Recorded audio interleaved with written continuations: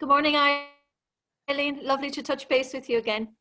And you too. Good morning from sunny Dublin today. What's it like down there, your neck of the woods? Well, it's hello from sunny Galway as well. Eileen, find out, how do you feel after the announcement on Friday about the easing of restrictions and the plans for exiting? I have to say, when I listened, I didn't listen live to Leo because I was with a client, but I listened to it afterwards. And I felt a huge sense of pride for Ireland and for Leo, because I actually think he's doing an amazing job. And I know there's still restrictions, but my feeling on it is do it right this time, rather than go too quick, ease it too quick, and we possibly end up back worse than we were. I think they're learning from other countries, and I don't know. I actually think they're doing a great job. I have to also say, as a Toastmaster, I think Leo's an amazing speaker. So that's my bit. That's very interesting, Eileen. Well, I have to say my gut instinct, my gut response was not as measured as that. It was purely a gut response. And I was surprised. I surprised myself because I was actually initially overwhelmed by sadness. I thought, why am I sad? And then when I thought about it, I knew that my sadness was actually for school. I'm a teacher, I'm a principal. It was for my job, but primarily for my students and my sixth class students in particular. This is such an important term in their lives. And of course, I know on a cognitive level, the reasons why this has to be done and that it's in everybody's best interest. But I just felt an overwhelming sadness for their loss, the loss of this term, but also for my loss and for the loss of the other teachers and not getting to spend this time with them. That might be strange for some people to understand, but that's genuinely how I felt. Right. And tell me, Siobhán, when you felt that sadness, how did you deal with it? Like, how did you process your sadness? That sounds a bit technical, but you know what I'm asking. Well, it was late on Friday night, so I went to bed. But I have to say, when I got up on Saturday morning, I felt terrible. The worst I've felt since the beginning of the lockdown, because I was managed to maintain a positive front and to be great, focus on gratitude and positivity and all of that. But this was pure, raw grief, I have to say. And I thought, and then I started to almost try to diminish my own sense of grief and loss, because I started to tell myself, but nobody belonging to you has died. Nothing really, really bad has happened. And then knowing what I know about grief, I eventually began to try to talk myself around, even though I know that the best thing to do with your emotions is to allow yourself to go through it. But it's just not that easy when it hits you out of the blue. And I suppose that's something that you would have talked to me about, Eileen, too, about how grief hit you at any time.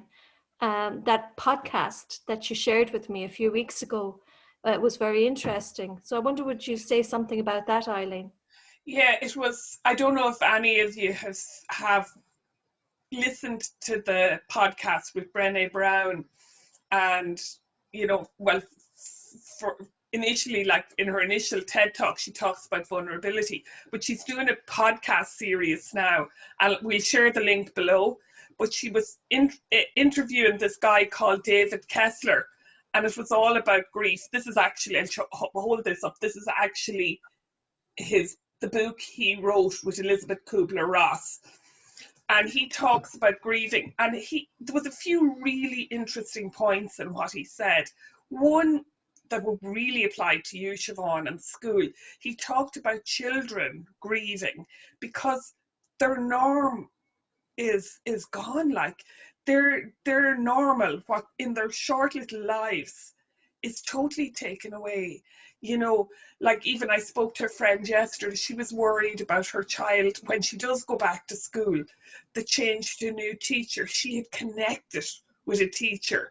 And it's one looking at how we can, I suppose, acknowledge and recognize that it is grief and work through it, because I think something I mentioned to you when we spoke, Siobhán, is sometimes when it comes up, grief, like this overwhelming grief, and I think we're all experiencing it to some degree, it's to acknowledge it. And if the time isn't right, say you're with your kids or something and it's not the time to let it surface, it's to recognize it, to acknowledge it, to say, okay, I know you're there, I will come back to you. But the important thing is to come back to it. And sometimes when you come back to it, it's not as raw. But I think you mentioned a song that brought up some grief for you, but it maybe even going back to that song later and have a few tears and let it out, because it's an emotion. It's, you know, and it's suppressing emotions that cause difficulties and cause rows even in families, you know. That's a lot, Siobhán. What do you think of that? Yeah, no, I get that, Eileen. And the more I thought about it and kind of sat with it, what struck me, and it was something that I heard in that podcast, that everybody grieves in different ways. Yeah. And everybody, regardless of whether you've had somebody close to you die at the moment, which is of course the most extreme, everybody is experiencing loss at the moment. And it hit me that for me, what it is it's for me and for my children and for the students that I teach, it's loss of life as it was. For teachers, it's loss of our jobs as we knew them, because that's all changed. And also it's the loss of friends and social gatherings and all of those things. But it's important, and I'm saying this because I need to say it to myself too, it's important to realize that loss and grief is not a competition. One person does not grieve more than another. One person's loss is not bigger than somebody else's. If you experience loss in any way, you have to allow yourself to grieve. And I'm saying that because I'm telling myself that I have to allow myself to grieve too. Yeah, and you know, Siobhán, when we discussed this earlier, something came to my mind that we talked about in a previous recording. It's between stimulus and response, there's a pause, and that affects the outcome. And where we can make a change is between that stimulus and response. The stimulus for you is when that grief came. But what you said to me is you made a conscious decision not to take it out on your children. You know, what you were feeling. Tell me a little bit about that. I thought that was very huge awareness to know that, because we tend to take these things out on those near and dear to us. Well, I did feel very bad. I have to say yesterday was a tough day. It was my toughest so far since lockdown, and possibly triggered by that sadness on Friday. Yeah. And I think I am aware, I suppose, but the more I know myself, it's that when I'm a little bit feeling low, I do take it out on the people closest to me. So I've also begun to acknowledge how amazingly well my own children are dealing with this, because they have huge losses too that haven't maybe been acknowledged as much as they could or should. So yesterday I just did say to myself, okay, you feel bad, but you're not taking it out on anybody around you. Go for a walk, do something else, lock yourself in the room, go out in the garden, read a book. But I think that's a challenge that this situation has presented, because we can't physically get away from one another. So I have to find a way to, when I acknowledge and realize that, to distance myself somehow, because the last thing I want to do is to negatively impact those closest to me. So I think it is that awareness that helps. Yeah. It's not easy though, Eileen. It's really not easy. No. And even when you were saying that, something came to my mind. It's my cushion. Sometimes when I'm upset or something, I'll hold my cushion. And it's a real soft cushion, but to me it's a comfort, and it's comforting me.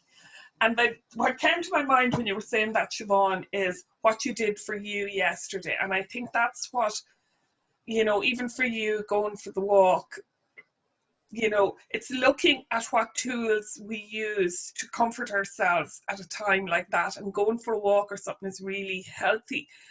You know, and I'm really mindful for a lot of people, the temptation and the tendency to turn to, say, drink and comfort eating, which I do, you know, but it's reminding ourselves what else we have there. And if it is to go for a walk, if it is to go to your garden, if it is to even go to your window and look out, you know, to look at little tools that you have for yourself.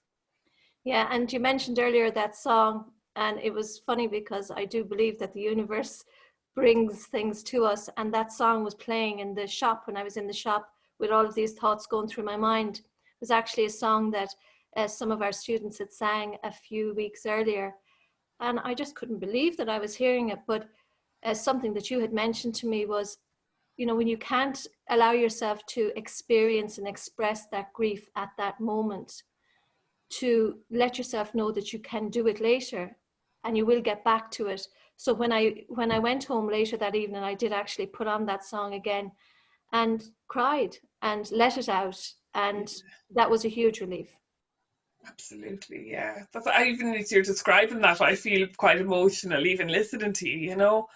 But it's knowing what works for you, and listening to you. We're busy listening to other people. We're busy being there for other people, but we need it too.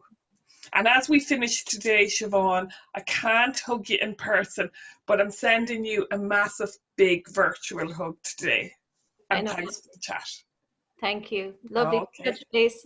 Stay safe. Bye bye.